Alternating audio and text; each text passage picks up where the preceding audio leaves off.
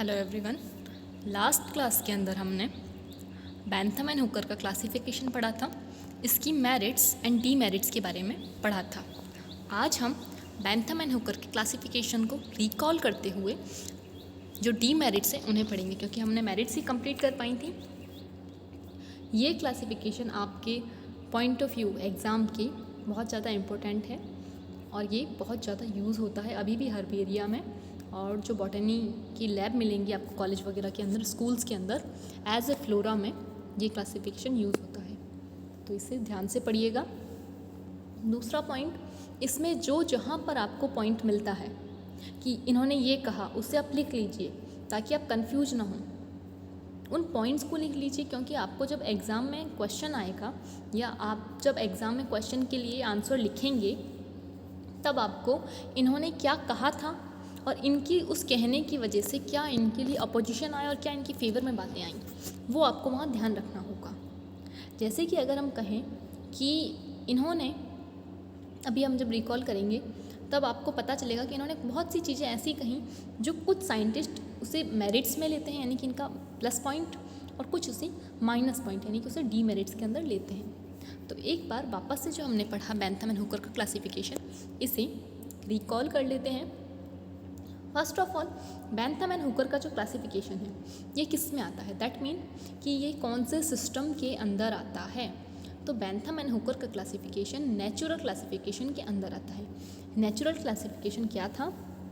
Natural classification का मतलब था कि जब आप दो प्लांट के बीच में रिलेशनशिप निकालें, और वो रिलेशनशिप किस बेस पे हो, वो रिलेशनशिप उनके बीच में जो कैरेक्टर की सिमिलैरिटी है, जो समानताएं हैं कैरेक्टर्स की, उनके बेसिस पे हो। जैसे कि आप दो मैंगो की ट्रीज़ लीजिए, एक की स्पीसीज़ कुछ और है, एक की कुछ और है, दो स्पीसीज़ लीजिए अलग अलग मैंगो की, उन दोनों के बीच में आप रिलेशनशिप निकालिए। दैट मीन कि दोनों ही प्लांट अगर उनके कैरेक्टर सेम हैं तो वो मैंगो के हैं। जैसे कि मान लेते हैं आपने दो रैंडम प्लांट लिए, प्लांट 1 एंड 2। आपको इनके बारे में कुछ नहीं पता है, आपने दोनों की लीफ मॉर्फोलॉजी के बेसिस पे ही किया गया है। देखी, सेम थी। आपने दोनों के अंदर स्टेम को देखा, रूट देखी, इनके अंदर जो फ्रूटिंग है वो देखी, फ्लावर देखे, आपको ये सब समान मिले तो आपने, लेकिन इस फ्रूट का जो टेस्ट है वो ज़्यादा मीठा है, स्वीट ज़्यादा है ये, एंड थोड़ा सा ग्रीन टाइप में है। एंड जो दूसरा वाला है वो कैसा है, वो रेड टाइप में है। तो आपने उस बेसिस पे, ये लार्ज है एंड ये स्मॉल है, इस बेसिस पे आपने दो अलग अलग वैरायटी के अंदर एक ही स्पीसीज़ की दो वैरायटी या सेम प्लांट ग्रुप के अंदर रख दिया कि ये दोनों ही मैंगो हैं जिनकी एक वैरायटी है जिसके अंदर रेड फ्रूट लगता है और जो फ्रूट की साइज़ है वो छोटी होती है और कम मीठा होता है। लेकिन जो दूसरा वाला प्लांट है उसके अंदर लार्ज फ्रूट लगता है और ये कैसा होता है, थोड़ा सा ग्रीनिश होता है, और इसकी जो साइज़ होती है ये लार्ज होने के साथ साथ ये ज़्यादा मीठा होता है। तो इस वजह से आपने इन दोनों को अलग अलग रख दिया।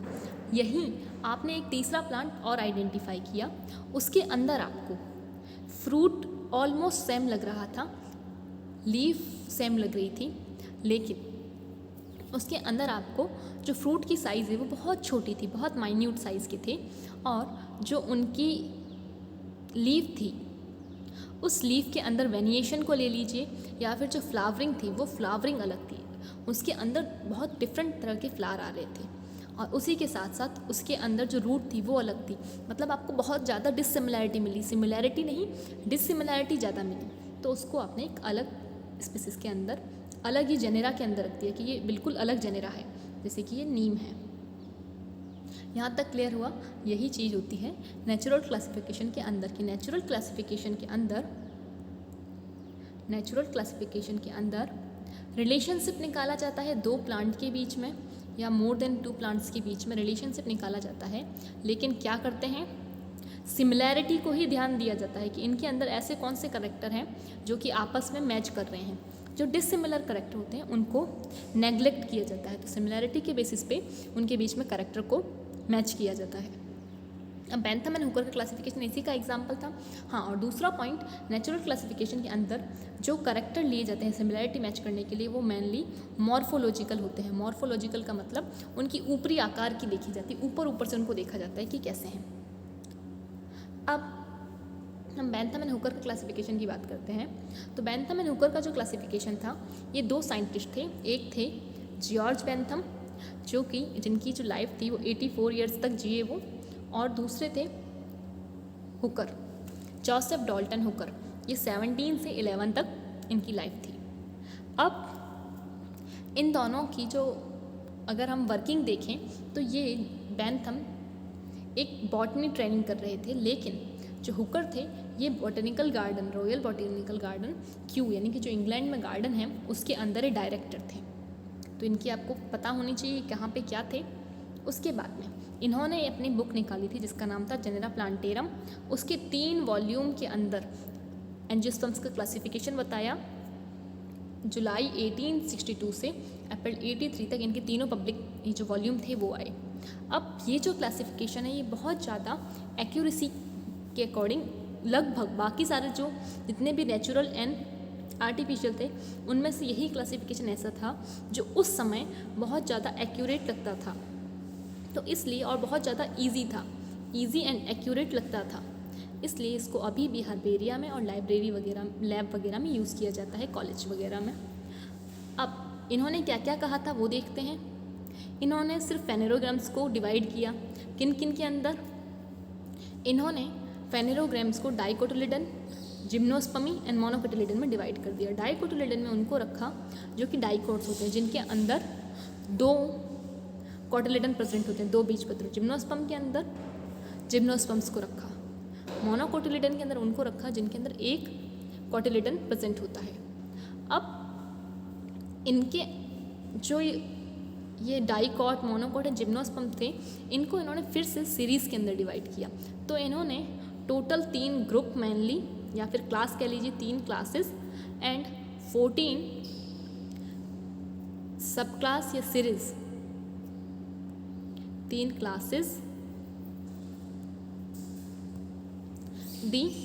और इन 3 क्लासेस को सबसे पहले जो डाइकॉट थी इसको डिवाइड किया, जिसको 3 सब क्लास एंड 14 सीरीज के अंदर डिवाइड किया। कैसे किया यहाँ देख लीजिए कि इन्होंने सिर्फ और सिर्फ फेनेरोग्राम्स को लिया। ये देखिए, सिर्फ फेनेरोग्राम्स ऐसे सीड्स को लिया जो कि ऐसे प्लांट्स को लिया जो कि सीड को प्रोड्यूस करते थे। उनको 3 क्लासेस के अंदर डिवाइड किया, डाइकोटिलिडन्स, जिम्नोस्पर्म, मोनोकोटिलिडन्स।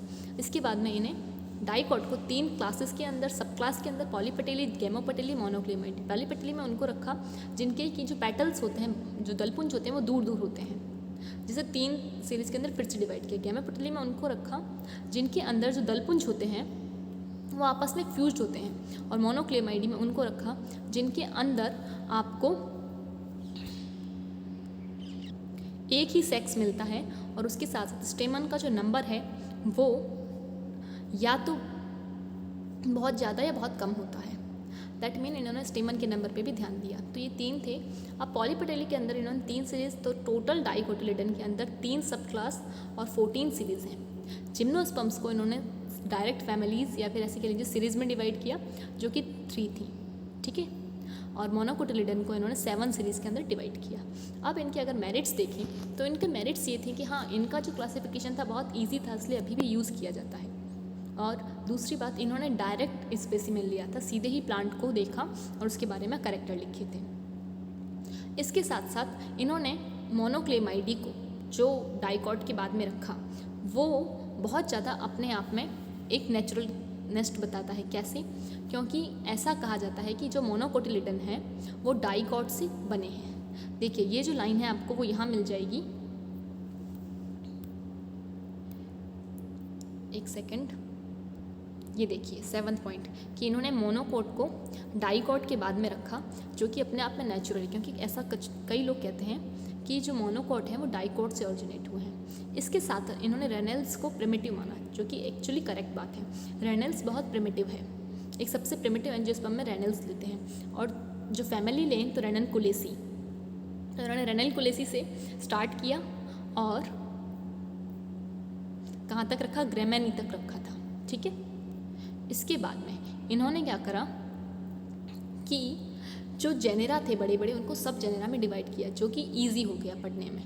और उसी के साथ साथ इन्होंने जो डिस्की फ्लोरी रखा, उस डिस्की फ्लोरी को कैल्सीफ्लोरी एंड थैलेमोफ्लोरी के बीच में रखा। यहाँ देखिए, डिस्की फ्लोरी को कैल्सीफ्लोरी एंड थैलेमोफ्लोरी के बीच में रखा। ये एक आर्टिफिशियल तरह की क्लास है क्योंकि इन्होंने खुद ने बनाई थी, लेकिन ये अपने आप में बहुत सही बात बता रहा था। इसके साथ साथ इन्होंने क्या करा, इन्होंने पॉलीपटेली और गैमोपटेली को, जैसे गैमोपटेली थी उसको पॉलीपटेली के बाद में रखा, क्योंकि इनका मानना था कि पहले पेटल्स अलग अलग थी, यानी कि पहले जो दलपुंज थे फ्लावर के वो अलग अलग थे, अलग अलग डेवलप हुए। उसके बाद में वो जब, क्योंकि धीरे धीरे इवोल्यूशन हुआ तो वापस में फ्यूज्ड हो गए। अब अगर हम डीमेरिट्स की बात करें इनकी, जो हमें आज पढ़नी है, तो इन पे ध्यान रखिएगा। जो जो पॉइंट्स हैं वो मैंने बता दिया आपको, अच्छे से नोट कर लीजिएगा। आज हमें डीमेरिट्स पढ़नी, तो उसमें पहली चीज़ ये कि इन्होंने क्या करा, जिम्नोस्पर्म को डाइकोट एंड मोनोकोट के बीच में रखा। इन्होंने मोनोकोट को डाइकोट के बाद में रखा था, वो तो ठीक था, लेकिन जिम्नोस्पर्म को बीच में रख के दोनों की सबसे बड़ी गलती की। क्यों? क्योंकि जिम्नोस्पर्म ऐसा कहा जाता है प्रिमिटिव है। आप जब जिम्नोस्पर्म्स के कैरेक्टर पढ़ते हैं तो एंजियोस्पर्म से बहुत प्रिमिटिव मिलते हैं वो आपको, लेकिन मोनोकोट तो इनसे डेवलप मिलते हैं ना। तो इन्होंने क्या करा, जिम्नोस्पर्म्स को बीच में रख दिया, जो कि एक विसंगति उत्पन्न करता है। विसंगति का मतलब कि ये किसी भी तरह से करेक्ट आप इसे नहीं कह सकते। मोनोक्लेमाइडी जो इन्होंने क्लास बनाई थी, यहाँ पे देखिए, जिम्नोस्पर्म्स को बीच में रखा, मोनोकोटिलिडन को इन्होंने सबसे एडवांस्ड बताया, यानी कि मोनोकोट्स को एडवांस्ड बताया इन्होंने, डाइकोट्स को प्रिमिटिव। ठीक है, चलिए मान लिया कि सबसे पहले डाइकोट आए, उनसे मोनोकोट आए होंगे, लेकिन जिम्नोस्पर्म तो डाइकोट से भी पहले है ना। जिम्नो को तो हम ऑरिजिन भी पढ़ते हैं, तो जिम्नो तो पहले आते हैं, इन्होंने बीच में रख दिया था। और उसके बाद में जो इन्होंने ये क्लास बनाई मोनोक्लेमाइडी, कि इसमें एक यूनिसेक्स होती है और जो स्टेमन के नंबर हैं वो डिपेंड करते हैं, तो इस बेसिस पे इन्होंने एक क्लास बनाई। लेकिन ये जो क्लास थी ये अपने आप में कैसी थी, आर्टिफिशियल। आर्टिफिशियल का मतलब इन्होंने खुद ने बनाई थी, ये थोड़ी सी मोनोक्लेमाइडी क्लास आर्टिफिशियल लगती थी। अब इन्होंने क्या करा, मोनोक्लेमाइडी को गैमोपटेली के बाद में रखा, ठीक है। अब ये जो इन्होंने इस तरह से रखा है मोनोक्लेमाइडी को गैमोपटेली के बाद में, कुछ साइंटिस्ट का कहना है, जो टैक्सोनॉमिस्ट है उनका कहना है कि ये करेक्ट नहीं है। गैमोपटेली से पहले मोनोक्लेमाइडी को रखिए, तभी जो आपका नेचुरल क्लासिफिकेशन के अकॉर्डिंग चीज़ें प्रूफ होंगी। इसके बाद में इन्होंने बहुत सारी ऐसी स्पीसीज थी जो कि आपस में बहुत ज़्यादा सिमिलैरिटी रखती थी, उनको तो अलग कर दिया। लेकिन बहुत सारी स्पीसीज ऐसी थी जो कि आपस में डिससिमिलैरिटी रखती थी, अलग थी, असमानताएं रखती थी, उनको साथ में रखते थे। देखिए लाइन यही है कि क्लोज रिलेटेड स्पीसीज को तो उन्होंने अलग रख दिया, डिस्टेंटली अलग कर दिया, place distantly, while distant related species को क्या करा, क्लोज टू ईच अदर। कि जो दो प्लांट है, जैसे कि सिंपल सा अगर मैं एक इस फिफ्थ वाले पॉइंट को समझाऊं तो, सॉरी फोर्थ वाले पॉइंट को समझाऊं तो, जैसे कि एक मैंगो की स्पीसीज और दूसरे मैंगो की स्पीसीज को इन्होंने क्या करा, अब जब पता चल गया कि इन दोनों में बहुत ज़्यादा सिमिलैरिटी है तो भी इनको अलग कर दिया कि ये एक मैंगो की अलग जेनेरा है, ये जेनेरा 1 है और ये जेनेरा 2 है। और जो दो स्पीसीज हैं जो बहुत अलग हैं, एक मैंगो ले लीजिए और एक सनफ्लावर ले लीजिए, एक सिर्फ सिंपल एग्जांपल बता रही हूँ, ऐसा कुछ नहीं था, ये एक आपको समझने के लिए इन दोनों को एक साथ रख दिया। तो जो बहुत ज़्यादा सिमिलैरिटी थी, जिनमें सिमिलैरिटी ज़्यादा थी, उनको इन्होंने अलग कर दिया, और जिनमें डिससिमिलैरिटी ज़्यादा थी उनको इन्होंने साथ कर दिया। अब यहाँ पर भी ध्यान देना ये कि इन्होंने हर एक के साथ ऐसा नहीं किया, इन्होंने कुछ कुछ के साथ ऐसा करा, कुछ कुछ में है, ठीक है। इसके साथ में जैसे कि मोनोक्लेमाइडी है, मोनोक्लेमाइडी के अंदर जो चीनोपोडियेसी एंड कैरियोफिलेसी जो फैमिली हैं, दो फैमिली, ये पॉलीपटेली के कैरेक्टर से समानताएं रखती हैं, लेकिन इन्होंने फिर भी इन चीनोपोडियेसी एंड कैरियोफिलेसी को क्या करा, मोनोक्लेमाइडी के अंदर रख दिया।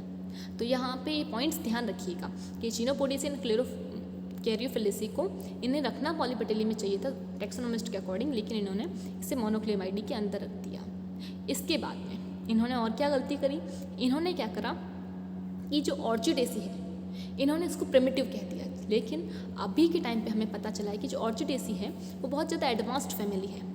हम पढ़ते हैं कि ऑर्चिडेसी एक एडवांस्ड फैमिली है, सबसे छोटा फ्लावर आता है ना इसके अंदर ऑर्चिड्स, ये एडवांस्ड है, लेकिन इन्होंने क्या करा, इसको प्रिमिटिव बता दिया। और सबसे पहले रख दिया फैमिलीज़ के अंदर, और इसे क्या करा, ऑर्चिडेसी को मोनोकॉट के अंदर रख दिया, और वो भी स्टार्टिंग में, जो कि बहुत ज़्यादा अननेचुरलिस्ट बताता है कि जो इनका क्लासिफिकेशन है कुछ हद तक रॉन्ग है, क्योंकि ऑर्चिडेसी एक एडवांस्ड फैमिली है।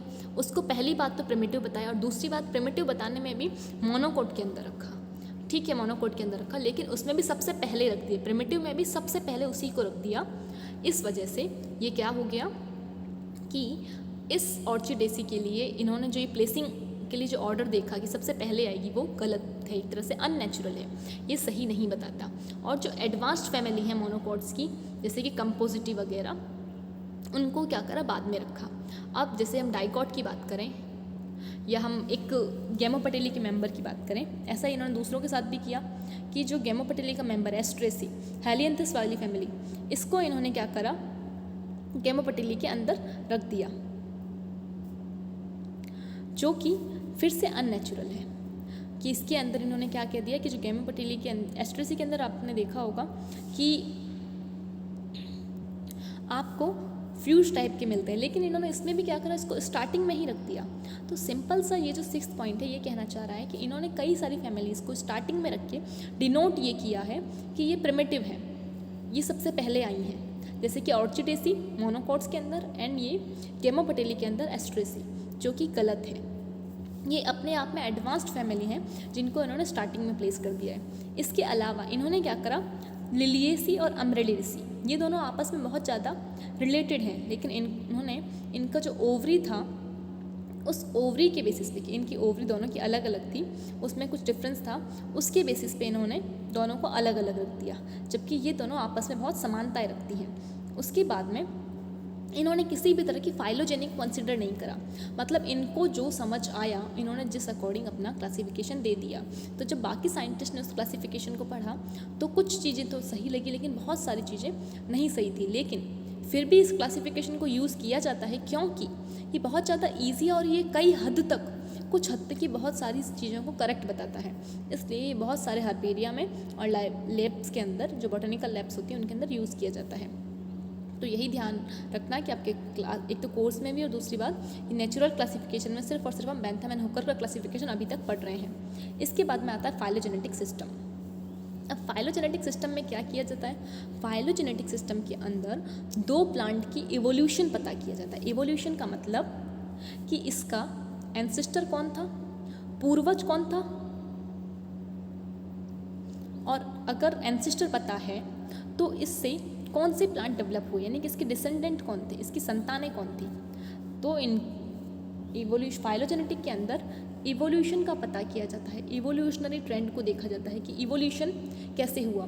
कि अगर आपको डिसेंडेंट पता है, यानी कि उसकी संतान पता है कि ये प्लांट से ये प्लांट बने हैं, तो उसका एंसेस्टर कौन था। जैसे कि मैं एक सिंपल सा एग्जाम्पल लेती हूँ कि हम होमोसेपियंस हैं, तो हमारा एंसेस्टर कौन है, रामापिथिकस, एस्ट्रोपिथिकस, इन सब का देखा जाता है। वैसे ही अगर हम रामापिथिकस को लें तो इसके डिसेंडेंट कौन है, तो हम हुए। वो चीज़ पता करी जाती है, इवोल्यूशन पता किया जाता है, जेनेटिक्स पता की जाती है कि जो होमोपिथिकस और रामापिथिकस आपस में, यानी कि जो हम हैं होमोसेपियंस और रामापिथिकस आपस में कितने % मैच करते हैं, इनका डीएनए वगैरह कैसे मैच कर रहा है, इनके जो आपस में करेक्टर हैं वो मैच कर रहे हैं, तो इनकी फाइलोजेनी क्या है, ये इसका डिसेंडेंट था या ये कहीं और से इवॉल्व हुआ है, ये पता किया जाता है फाइलोजेनी के अंदर। इवोल्यूशन एक तरह से आप कह सकते हैं विकास, उद्विकास, कि टाइम के साथ साथ कौन किससे डेवलप हुआ, कौन किसका फादर था और कौन किसके चाइल्ड है। फादर का मतलब एकदम आप जो पूर्वज टाइप में लेना। अब इसके अंदर दो तरह के सिस्टम है। पहला है एंगलर एंड प्रांटल का। ये सिस्टम आपको पूछ सकते हैं एग्जाम में, क्योंकि ये पूछा भी जाता है। एंगलर एंड प्रांटल ने क्या किया, ये इनकी लाइफ है 1804 से 30 तक, ठीक है। इन्होंने अपना क्लासिफिकेशन जो था वो डाई नेचुरलाइकन प्लेफरमेंजिया, जो ये बुक थी, इसके अंदर पब्लिश किया। ये बुक का नाम थोड़ा सा ट्रिकी है, याद रहें तो बहुत अच्छी बात है, नहीं तो इट्स ओके। इस बुक के 23 वॉल्यूम पब्लिश किए। कितने वॉल्यूम, 23 वॉल्यूम में एंगलर एंड प्रांटल ने क्या किया, अपना क्लासिफिकेशन बताया एंजियोस्पर्म्स का, जो इन्होंने किस बेस पे किया था, फाइलोजेनी के बेस पे, कि कौन किससे इवॉल्व हुआ है, कौन किसका पूर्वज है और किससे आगे जाके और डेवलप हुए। इन्होंने क्या किया, जो फ्लावरिंग प्लांट थे उनको, उनमें जो कॉम्प्लेक्सिटी इंक्रीज हो रही है फ्लोरल मॉर्फोलॉजी के अंदर, उसके बेसिस पे रखा। जैसे कि अगर हम सिंपल लें कि अगर एक प्लांट छोटा सा था, उसके अंदर सिर्फ 2 लीव्स हैं और एक गाइनोसियम है, उसको इन्होंने प्रिमिटिव मान लिया। इसके बाद में 5 लीव्स आई जो फ्यूज थी और थोड़ा सा गाइनोसियम के साथ साथ एंड्रोसियम भी आ गए। तो इन्होंने क्या करा, इन्होंने फ्लोरल मॉर्फोलॉजी, एक फ्लावर के अंदर जो पेटल्स हैं, सेपल्स हैं, एंड्रोशियम, गाइनोशियम, उनका एकदम सिंपल स्ट्रक्चर को पहले रखा और फिर कॉम्प्लेक्स की तरफ गए कि टाइम के साथ साथ फ्लावर के अंदर कॉम्प्लेक्स नेचर आया है, उनके अंदर जटिलताएं आई हैं फ्लावर की मॉर्फोलॉजी में, और इसलिए सिंपल वाले को इन्होंने एंसेस्टर कहा और कॉम्प्लेक्स वाले को इन्होंने क्या कहा, डिसेंडेंट, पूर्वज ये हुए और ये इनसे ये इवॉल्व हुए हैं, संतानें इनकी। और ये सब इन्होंने किस में पब्लिश किया, अपने इस बुक के अंदर। अब इन्होंने क्या करा, इन्होंने मोनोकॉट को डाइकॉट से पहले रखा है। जो आज भी हम पढ़ते हैं, हम पहले मोनोकॉट को पढ़ते हैं, तो एंग्रेल एंड प्रांटल ने ही सबसे पहले क्या करा है, मोनोकॉट को डाइकॉट से पहले रखा है, यानी कि मोनोकॉट को प्रिमिटिव बताया है डाइकॉट से। जो कि बेंथम एंड हुकर ने क्या कहा था, बेंथम एंड हुकर ने कहा था कि पहले डाइकॉट आए, पहले फ्यूज थे सारे, या फिर पहले 2 कोटिलिडन थे, उसके बाद में 1 कोटिलिडन वाला मोनोकॉट बना। लेकिन इन्होंने क्या कहा, ऐसा है, उल्टा। तो यहाँ तक समझ आया। ये तो हुआ एंगलर एंड प्रांटल का, तो इसे याद रखिएगा फाइलोजेनेटिक के अंदर इनका। फिर आता है जॉन हटचिंसन। इन्होंने 84 में, 72 तक इनकी लाइफ थी, इन्होंने अपनी जो क्लासिफिकेशन था वो इस बुक के अंदर, फैमिलीज ऑफ फ्लोवरिंग प्लांट, इसके अंदर 2 वॉल्यूम के अंदर पब्लिश किया। और ये क्या थे, ये जिस तरह से हुकर थे उसी तरह से ये भी रॉयल बॉटेनिकल गार्डन के क्यू में डायरेक्टर थे। जो इंग्लैंड में रॉयल बॉटेनिकल गार्डन है, ये वहाँ पर ये भी डायरेक्टर थे। इन्होंने अपना क्लासिफिकेशन पब्लिश किया इस बुक के अंदर, और वो भी कैसे पब्लिश किया, 2 वॉल्यूम में बुक निकली है, और इन्होंने 24 प्रिंसिपल के अंदर 24 प्रिंसिपल बनाए। उन प्रिंसिपल के अंदर एक एक क्लासिफिकेशन को बताया कि इन्हें क्या चीज़ लग रही है, किस तरह से लग रही है, इन्हें प्रिंसिपल के अंदर एक्सपोज किया। और ये जो सिस्टम है ये अभी तक फॉलो होता है हटचिंसन का, ठीक है। इन्होंने भी क्या करा है, मोनोकॉट को डाइकॉट से बाद में रखा है, मोनोकॉट्स को बाद में एंड डाइकॉट्स को पहले रखा है। यहाँ तक ये था फाइलोजेनेटिक सिस्टम का क्लासिफिकेशन। इसी के साथ में जो क्लासिफिकेशन है एंजियोस्पर्म्स का कंप्लीट होता है, एंड बेंथम एंड हुकर का क्लासिफिकेशन भी कंप्लीट होता है। तो हमारी सेकंड यूनिट अप्रॉक्स हो गई, उसमें से अब हमें कुछ एक पॉइंट पढ़ने हैं, वो मैं आपको कल बता दूंगी। अब हम नेक्स्ट क्लास में मिलेंगे। बेंथम एंड हुकर का क्लासिफिकेशन अच्छे से पढ़ लीजिएगा, और कोई डाउट हो किसी भी क्लासिफिकेशन के अंदर, जहाँ जहाँ मैंने बोला है इसे फोकस करो, इसे फोकस करो, उसे ज़रूर करना। चलिए नेक्स्ट क्लास में मिलते हैं, कोई कन्फ्यूजन हो तो पूछिएगा। टिल देन लर्न करते रहिए। Thank you.